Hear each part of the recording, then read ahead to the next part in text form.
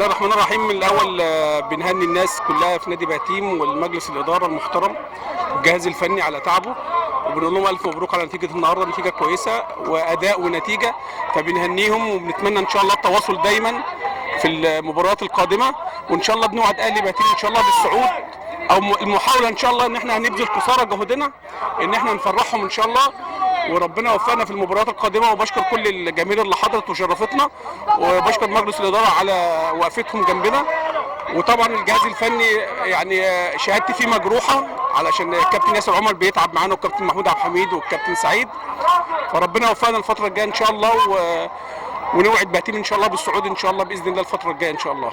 يلا السلام عليكم.